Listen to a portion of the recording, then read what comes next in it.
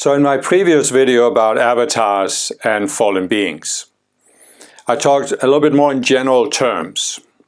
But in this one, I'm going to talk about specifically personal relationships with fallen beings. And this is where we need to realize that whenever you give some kind of idea, some kind of new teaching, you have to have a balanced view of it. See, when you talk about fallen beings, it's what you normally do is you want to show how different fallen beings are.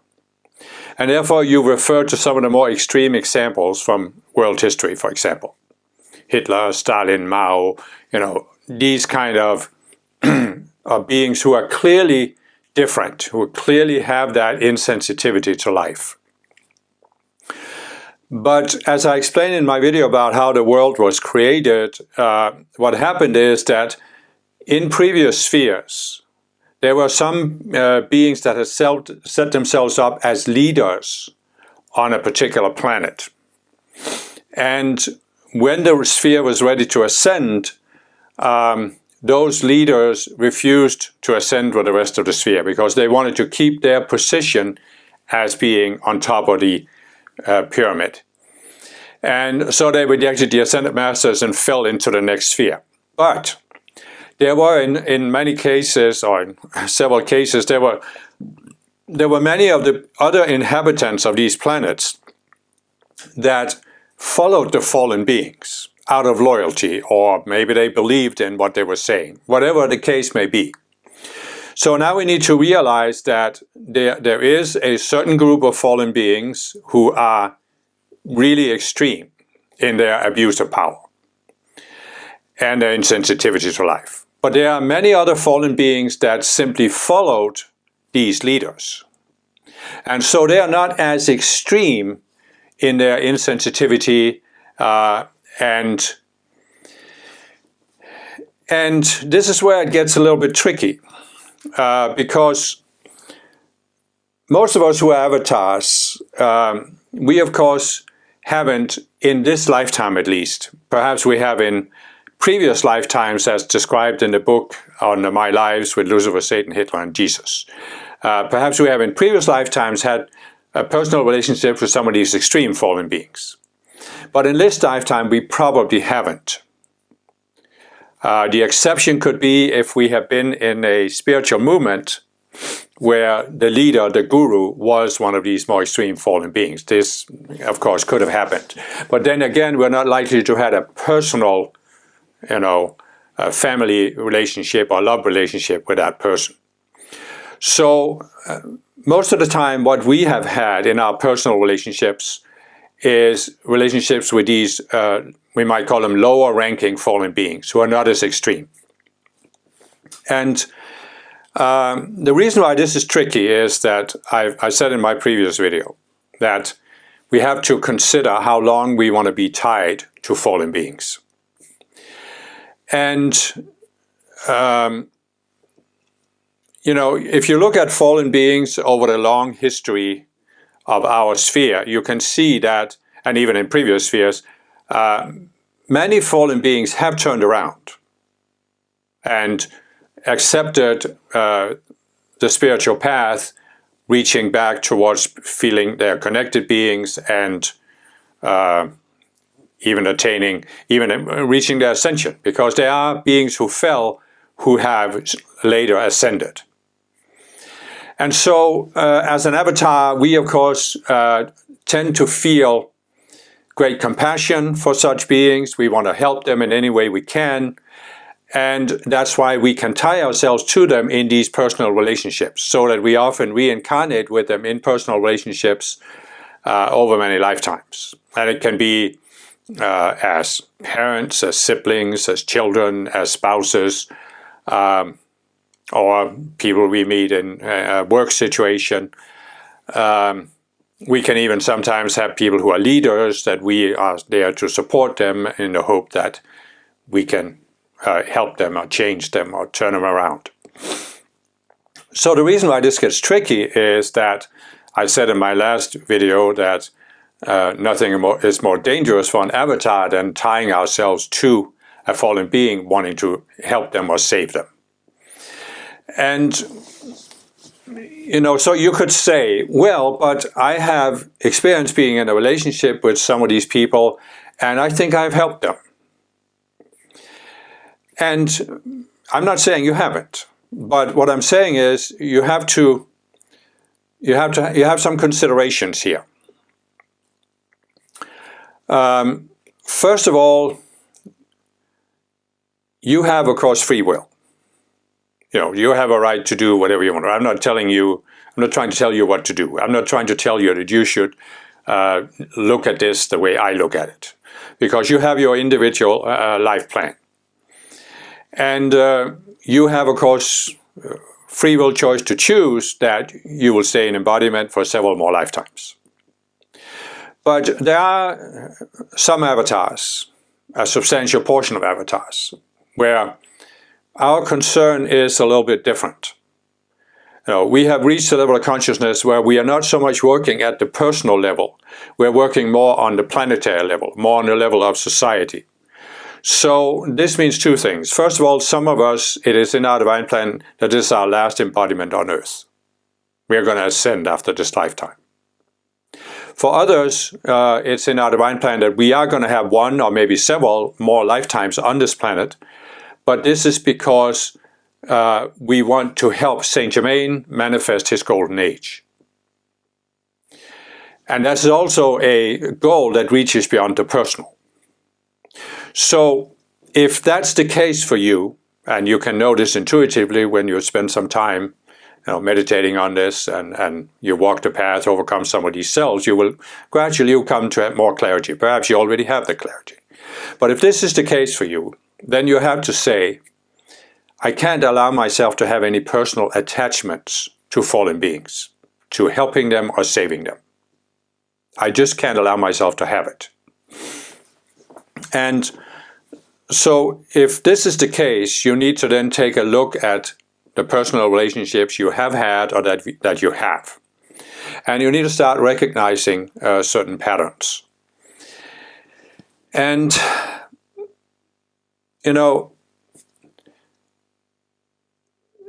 it is easy to focus on the more extreme fallen beings that are really abusive or controlling.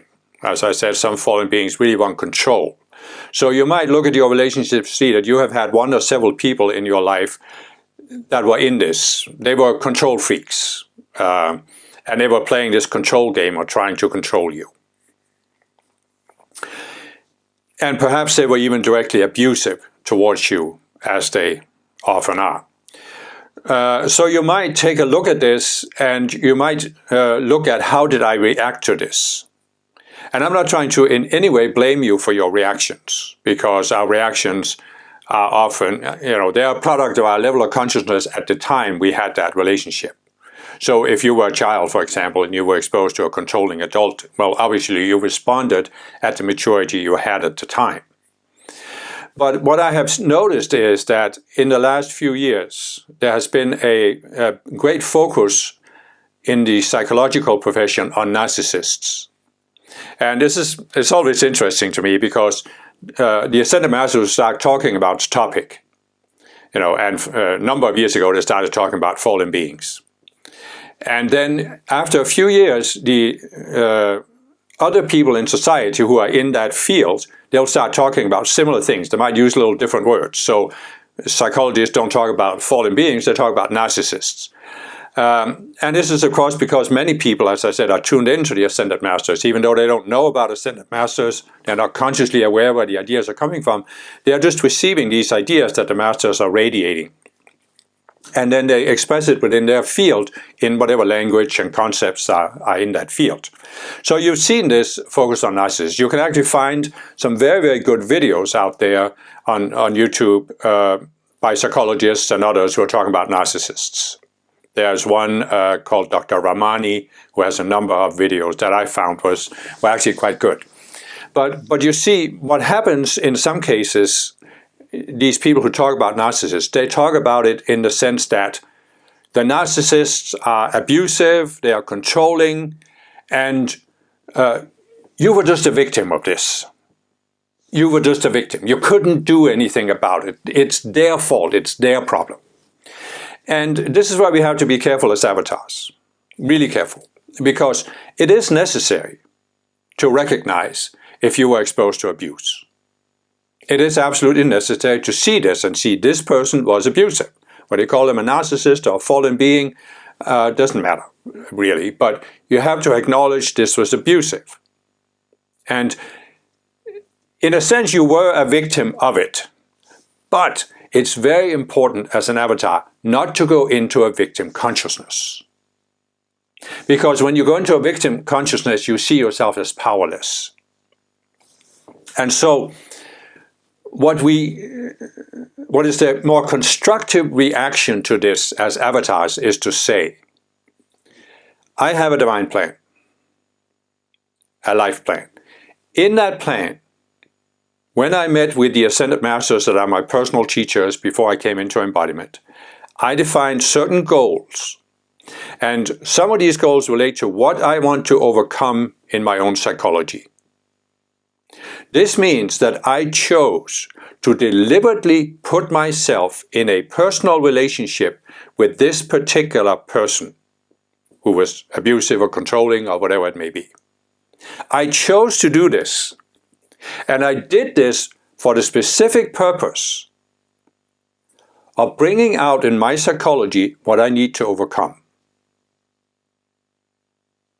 In other words, I am not a powerless victim of this person. This person is, for me, an opportunity.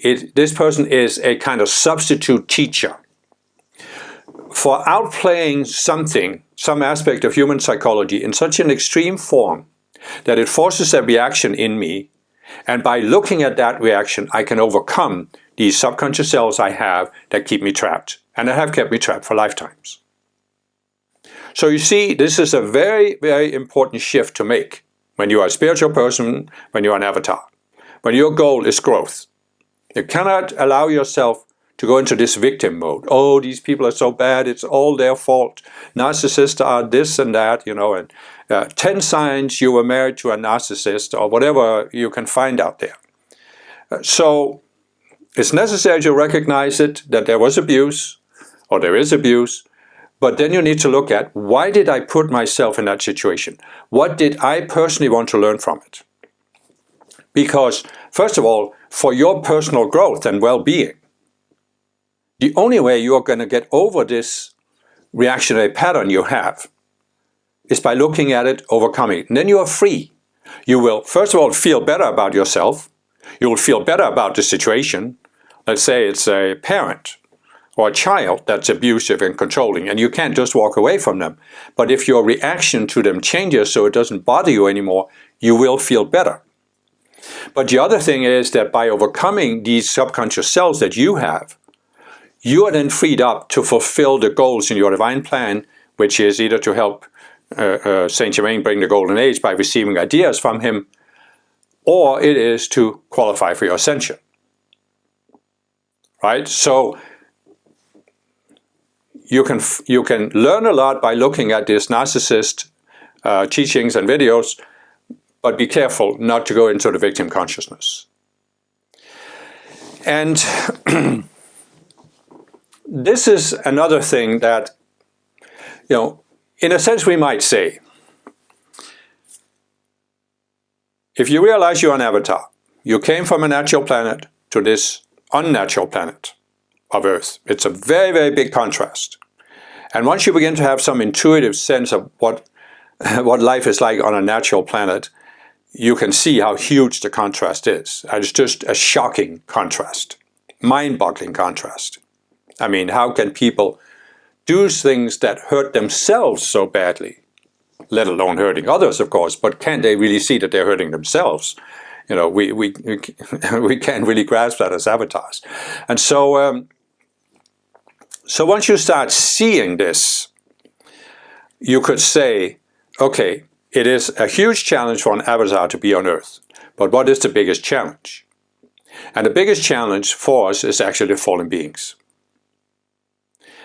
Because we might see, as I said, we might look at these world figures and see how they are hurting other people.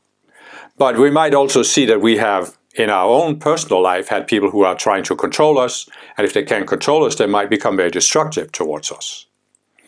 So how do we deal with this? Well, here's where we again have to be really, really careful. Because depending on the culture you grew up in, you might have received a very particular view of forgiveness. And it's actually a view of forgiveness that comes from the fallen beings. And it actually can be found in many cultures, many religions. But just in the culture I grew up, Christian culture, you have the Old Testament. An eye for an eye and a tooth for a tooth. And the Ascended Masters have actually explained that that was all that humankind was ready for at a certain time. And then when Jesus embodied, he brought a higher view, which is turn the other cheek. But the fallen beings are the ones who have projected this, an eye for an eye. And they have also projected this image of the angry God in the sky who will punish you if you don't obey him. And it's really because the fallen beings, they want to set themselves up as gods on earth, who have absolute power, and you don't dare to protest, to gainsay them. You are just loyally following them as the people who fell with them when they fell originally. They want to turn all of us into these blind followers who will follow them blindly. So they have created this image of the angry God who, if you don't obey him blindly, will send you to hell. And so the fallen beings have projected this into the collective consciousness that there is this angry God and there should be no forgiveness. The angry God is not a forgiving God. But if there is to be forgiveness, then there has to be certain conditions. And one of the conditions that you find in many societies, even in the modern democracies, is that people have to see what they have done wrong and realize it was wrong and repent and vow to change. Then you can forgive them. This is the common view of forgiveness we've all been indoctrinated with as we grew up, at least most of us. And it comes from the fallen beings. And the purpose is to keep you tied to the fallen beings. Because look how easy it is for them. They have no compunctions about violating you. Right? At the same time, you're programmed to believe when someone has violated you, you can't forgive them. But what does this do? Well, there is a law of karma, right? And the law of karma is so that you are tied to people you have karma with. And you will keep re-embodying with those people lifetime after lifetime until you resolve the karma. But as I've explained in one of my breakthrough videos about karma is not a bitch, that karma is really anchored in these separate cells, the subconscious cells that we have. So a fallen being abuses you in this lifetime or previous lifetime. You create a subconscious self to deal with that situation. And you create another subconscious self who says, I can't forgive this person until the person has seen what he or she has done. That subconscious self will keep you tied to that fallen being, lifetime after lifetime. There is only one way, well, there isn't really only one way, but you have to see the self. You have to see the reaction and the illusion. But in order to come to see it, you have to first see this self who's projecting at you this distorted view of forgiveness. Look at what Jesus said. Forgive those that have hurt you. Love your enemies. Forgive 70 times 7. Turn the other cheek. Do good to those that, can't remember, violate you or hate you or abuse you or whatever. And this, what Jesus gave 2,000 years ago, this is the essential key to freeing ourselves from the fallen beings. Because look at it this way. If we think that before we... No, let's step back. In order to free yourself from a fallen being, you have to forgive that fallen being 100%. You have to forgive unconditionally for whatever that fallen being has done to you. But if you have this idea that the fallen being has to see it before you can forgive, you are tying yourself, you're tying your freedom from that fallen being to the decisions made by that fallen being. And here is the trick. It is extremely unlikely that a fallen being will be willing to see what it has done, admit that it was wrong, and ask for forgiveness. I'm not saying it doesn't happen with some of these lower ranking fallen beings. But many avatars, we are tied to not necessarily the extreme fallen beings like, Hitler and Stalin, but some of the medium range that are quite deep into the fallen consciousness. And it is very unlikely that they are going to come to that point where they see what they have done and ask for your forgiveness. And Jesus knew this, and that is why he gave that teaching. It seems like a very radical, compromising teaching. You look at most Christians, they haven't even really considered what it means and how radical it was what Jesus said. But remember what Jesus exemplified for us. He exemplified a person who was in his last embodiment, who ascended after that embodiment. So when you know that you have a limited time in this embodiment to qualify for your ascension, you have to take radical measures in order to qualify. And that means you have to radically forgive, unconditionally forgive. And if you are waiting for a fallen being to see how he or she has done something wrong and ask for forgiveness, you could miss your ascension. And you could potentially have several other lifetimes where you're tied to this person. You're waiting for that person to make a decision. You see, you cannot let your ascension or even your rising to higher levels of consciousness depend on the decisions of other people.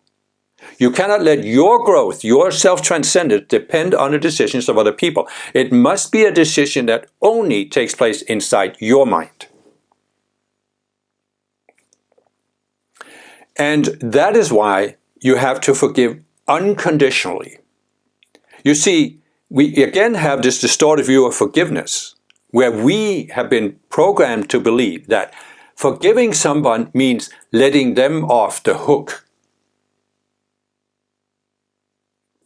But you're not letting the fallen beings off the hook by forgiving them. You're letting yourself off the hook that they have in your psyche. And that keeps you tied to them and prevents you from ascending or fulfilling the highest potential in your divine plan. You are on the hook. The fallen beings, if you have a personal relationship with a fallen being, even in this lifetime, they have a hook in you. They might have several. And forgiving them is freeing yourself from that. Because what you have to do to be free of a fallen being, you have to walk away. This is tricky also. You may think that you have a personal relationship with this person, you are talking to that person, and perhaps you can one day persuade that person to see. You can reform the person, you can save the person. You may think this. But you have to realize something about fallen beings. I mentioned it before. You go into separation, and your entire mindset is based on denial. And in this denial, you are using the duality consciousness so that you can always deny any challenge to the view of yourself and the world that you have. And the fallen beings, as I said, they want to be like a godlike figure on earth. Nobody can object to them, nobody can tell them they're wrong, nobody can gainsay them. They can't be challenged. And they have had a very, very long time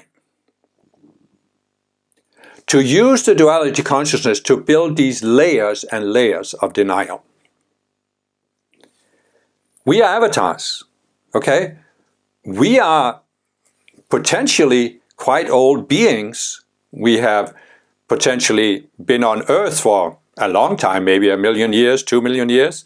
We spent maybe millions of years on a natural planet before we came to Earth. So we are old lifetimes. We have a certain momentum of using the mind and reasoning and rationalizing and this and that. But the fallen beings are much older than us. So you have to recognize here, number one, in the duality consciousness, there is no ultimate argument. I've talked about this in my non-duality videos, especially the ones about how to overcome the duality consciousness. You might want to watch those. So there's no ultimate argument. You can think, and I thought that way when I was younger, that if I was smart enough, if I was good enough, I could come up with the ultimate argument in every situation. But I have realized and I've acknowledged I can't. Because when people are trapped in the duality consciousness and the fallen beings are trapped, you can't come up with an argument. You cannot out-argue them. Partly because there is no final argument in the duality consciousness, partly because they have so much longer experience than you have in using the duality consciousness. But it's actually more than that. It's not just that they are cleverer. And you know, I used to think when I was young that I was a fairly intelligent person. I was pretty clever at using arguments and rationalizations. But I've had to admit that I am not clever compared to the fallen beings. I am not smart compared to them. I mean, they are up here and I'm down here in my ability to use the duality consciousness and the rational mind and the reasoning mind. And I made peace with that. I've accepted that it's actually a good thing that I'm not as smart as they are, because it means I'm not as trapped in my own mind as they are, because they are completely trapped in their own mind. But the other thing that you have to realize when you're dealing with fallen beings is they may seem like ordinary persons. And this is, when you look at these narcissist videos, you'll see that one of the really big things that helps people with the terminology of a narcissist is that you have grown up perhaps with these people, or you've been in a relationship with them for a long time, and you tend to think they are just normal human beings. But you realize that they are not. And it's the same thing with the fallen beings. They may appear to be completely normal human beings you can talk to and interact with, but they're actually not. They are different. And here's one of the differences I just described. They're very much trapped in their own minds and their own argumentation. They have layers and layers of denial. But another fundamental difference that it actually took me a long time to really grasp is that they think, they may not even realize this consciously, but in their minds, they look at you as fundamentally inferior to them. Now think about that. Turn that around in your mind. Many of us who are avatars, we came to Earth from a natural planet. We had learned a lot on a natural planet. We had a high level of consciousness on a natural planet. We come to a planet like Earth where we see the way people behave, the way even the average person behaves. I remember growing up, and I grew up in a family of good people.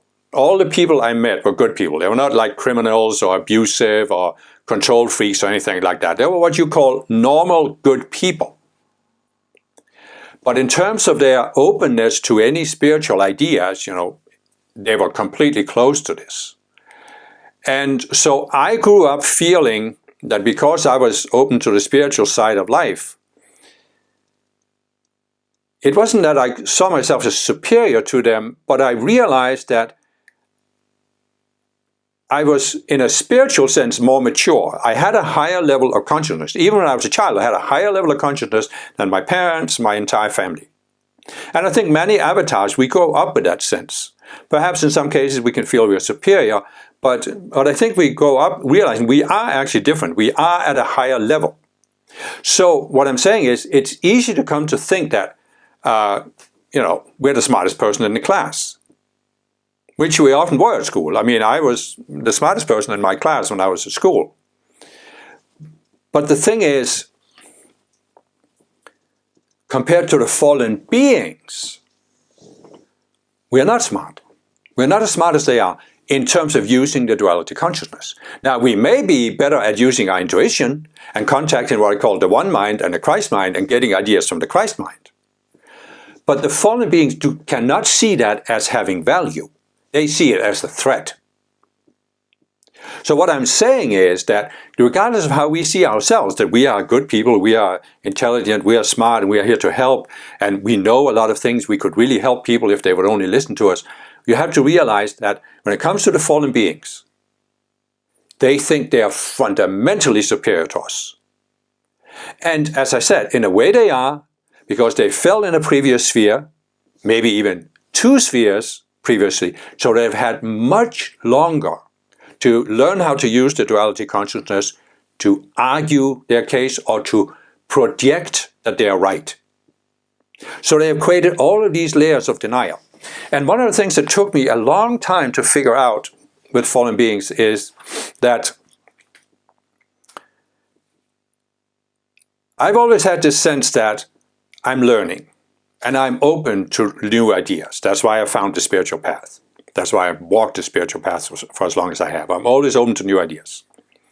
So it's not that I go around saying that I was wrong for the beliefs I had when I was 18, but obviously I have some quite wider beliefs or realizations today. So I'm open to change.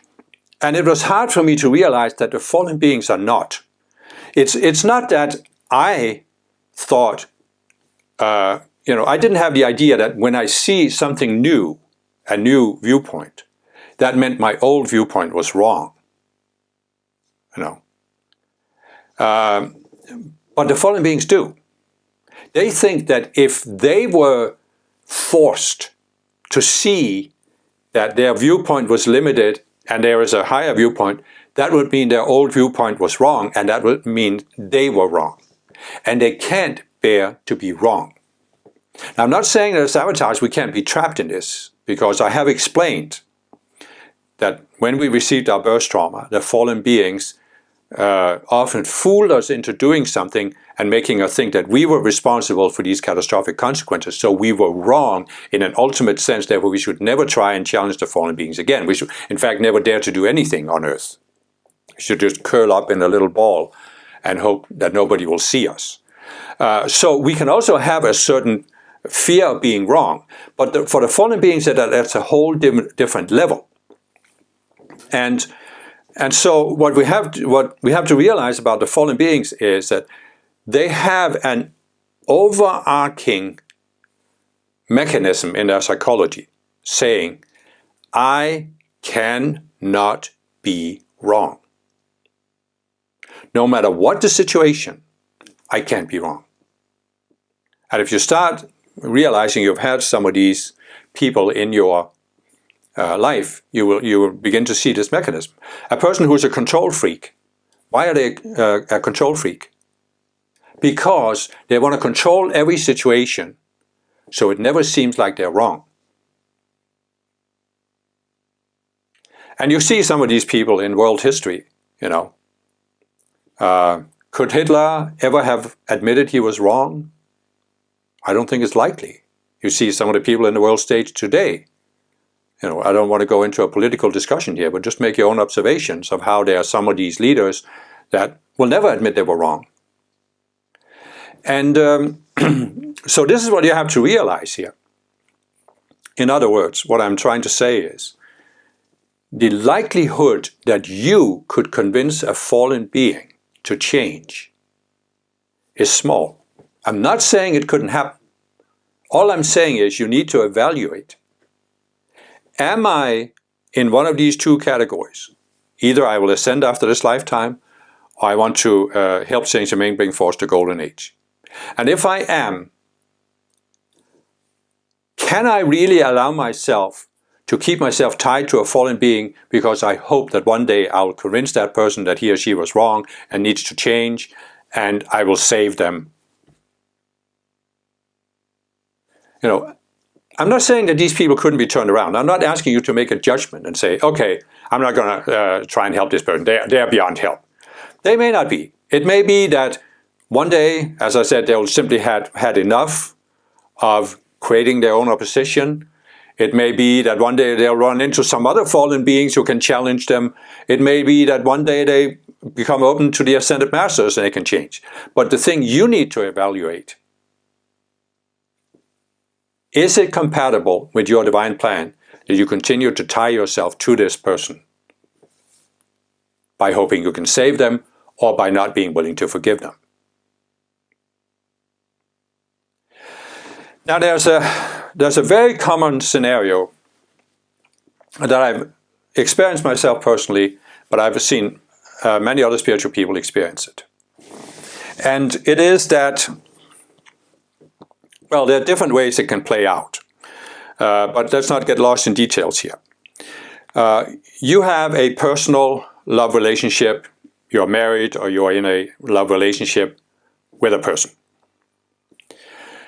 And no, the relationship may in periods seem to be fairly normal, but there's always a certain tension there and there's a certain difficulty. So you come to a point after perhaps a long time, after perhaps working on yourself, after trying to make the relationship work, but you come to a point where you decide, I've had enough of this, I'm leaving. Or it can be other situations that the relationship breaks apart. But in many cases, for spiritual people, it's that we come to a point where we say, this is simply enough. We don't necessarily always know why. I'm not saying we're saying these are fallen beings or narcissists. We just decide this is enough. And all of a sudden, the moment the other person realizes you're going to leave, the person turns into a completely different person, turns inside out. And it's the typical, love-hate. They claim to love you until you leave, then all of a sudden they hate you. And all hell breaks loose. And I know several people who have been exposed to it. It's like, first of all, this person now seeks to destroy you psychologically, if they can. Or they seek to keep you tied to them. And this is especially true if you have children. And they seek to make the divorce process as difficult as at all possible. Or if they can't destroy you personally, psychologically, they try to destroy your reputation by doing whatever they can to make other people, it could be people in your family, or it could be if you're a public person like I have been since 2002, to destroy your reputation in general. And it's a quite common scenario. I'm not saying it only happens to avatars, but it is a quite common scenario. And the thing is, again, it can be very tempting to fight these people or to try to prove them wrong in what they're accusing you of. Now, notice the dynamic. As avatars, in most cases, we're not accusing them. We just want to leave. We just want to move on. But they are the ones who are accusing us, and it's very tempting for us to try and defend ourselves. But again, what is your divine plan? Is it to ascend or to move on to give a higher service? You can't allow yourself to be tied into these struggles with these fallen beings. And what does that mean? You have to give up trying to prove them wrong. Even if they're accusing you of the most insane things, you have to stop trying to prove them wrong. You have to literally turn the other cheek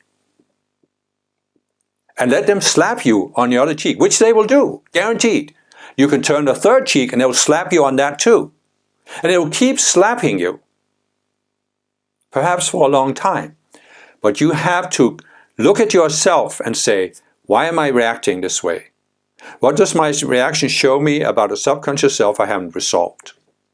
Then you have to go after that. And when you resolve it, you'll be more free. There may be others, you may have to go through a process. But this is the only way to be free of them. I mean, not only karmically, but psychologically. You are literally, because you have no subconscious selves that are relating to this person. either in this lifetime or perhaps in many past lifetimes. So you build these subconscious selves, and you have to go after them and resolve them before you're free. Otherwise, you're not free. Even if you divorce them, you are still not free in your mind. You see, it's the physical walking away from them is not enough to free you from them. You have to psychologically free yourself from them. And that means forgiving them, not fighting them, and here's the trickiest part, at least it was for me, allowing them to feel that they have won, that they are right, that they have proven you wrong, that they have put you down as being the worst person on earth because you dared to leave them. You just got to let them have it. Let them have that victory. Because you know the victory is in their minds,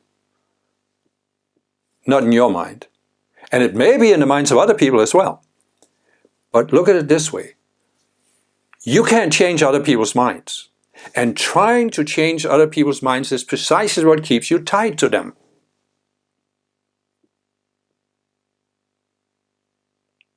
You just have to let it go. I mean, seriously. The ascension is such a radical freedom from earth, from all the pettiness, all the struggle, all the murder and mayhem on earth. It's so radically free. Do you really want to stop yourself from experiencing that freedom by continuing to be involved with these petty struggles with an ex-spouse? I mean, does it matter that much to you that you prove them wrong, or do you prove yourself right? Or would you rather be so right with God that you can walk into the spiritual realm and never look back?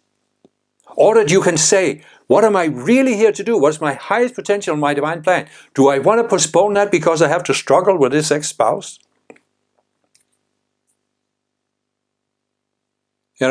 So this is what you got to do. I mean, you got to let them win, or at least think they have won. Because the moment you are free, have they won? No, you have won your freedom from them.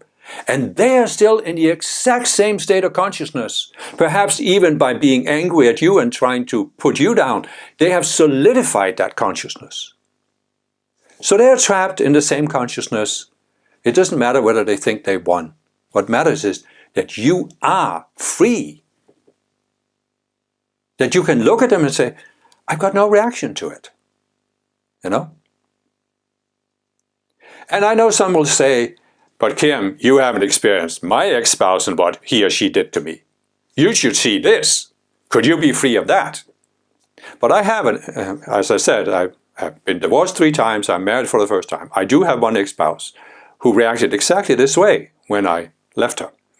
And she tried to destroy me, tried to make the divorce impossible, and tried to destroy my reputation.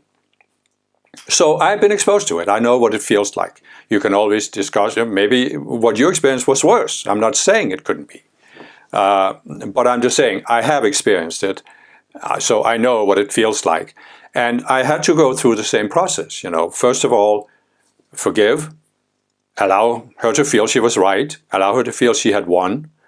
And allow her to do whatever she could do on the internet to destroy my reputation. I just had to allow it, because otherwise I would have gone into fighting it and would have tied myself to it. And I knew that wasn't what my divine plan was about. So, basically what I realized is that, first of all, it was a great opportunity to look at myself. And I learned so many things from it about myself and my own limitations, my reactionary patterns. But I also realized that I had to come to a point where basically this person had become irrelevant to my life and to my progress on the spiritual path and to my divine plan and my service. I just had to let it become irrelevant.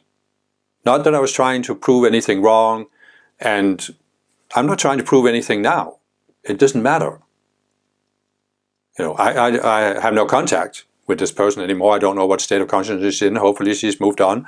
But I'm not attached to whether she's moved on or not. It's not my responsibility. You just have to come to that point where the person is irrelevant to your progress in life because you're looking forward. You're not looking backwards, trying to change anything that happened or trying to say something shouldn't have happened or something different should have happened. You're just looking forward. And that's when you're free. And I think you will find, as I did, that once you free yourself from this, new avenues will open up for seeing your divine plan or seeing your potential for ascending after this lifetime. And, think about what the ascension is. It's your final freedom from earth. You can't let anything, as I've said it before, Gautama Buddha was sitting under the tree. The demons of Ma paraded before him. They were trying to pull him into reacting to anything on earth. And if he had had a reaction to something on earth, he couldn't have gone into nirvana, which is the same as ascending or qualifying for your ascension. So it's the same thing with us. If there is something that's pulling us back, something we feel we just have to get this done, we're not free to ascend. And so look at this. I mean, is it that important with your ex-spouse to prove anything? Is it that important compared to ascending, that you are willing to postpone your ascension, perhaps indefinitely, by keeping yourself focused on this, keeping your attention focused on it? How important is it, And the same thing with what is your higher potential for your divine plan in this lifetime and in maybe one or several coming lifetimes, so you could help bring in the golden age. Are these petty human struggles, are they really so important that you're willing to abort or postpone your highest potential? In other words, what's really important to you? And I had to decide the same thing. What was important to me? And for me, it was, my service to the Ascended Masters, my ability to help other people is much more important to me than being engaged in the struggle. And I realized that the only way I could be free from this struggle was if I didn't have any desire left to change anything, to prove anything, to change other people, to change their opinion of me. I had to just walk away from it, I mean, it was always great inspiration to me to understand what the Ascended Masters have told, that here's Jesus, he's hanging on the cross. And Jesus had even made some kind of remark that he could command legions of angels to come and set him free from being arrested and tortured. But here he is hanging on the cross. And up until a certain point, he still had the thought in his mind that God would send angels to save him from the cross, so he would survive the cross. And he's hanging there, and he's realizing this isn't going to happen. He even says, my God, why hast thou forsaken me? Because he realized God is not going to come and save him. He is going to die on the cross. And when he realizes that, it says he gave up the ghost. And the ghost is this last subconscious self, the core of the ego that we have. And that's when he qualified for his ascension, by giving up that last ghost. He had given up many before that, many of these subconscious selves before that, but there was this last one that somehow something should happen here on earth. And he had to let that self die. Then he was free to ascend. And that's always been a huge inspiration for me. And I hope this will be inspiring to some people and help you attain that same freedom. Because when you attain that freedom, there's nothing you have to prove, nothing you have to change. It really is a great peace of mind. It really is a great freedom. And your whole outlook on life changes fundamentally and dramatically. And if that's what you want, then go for it.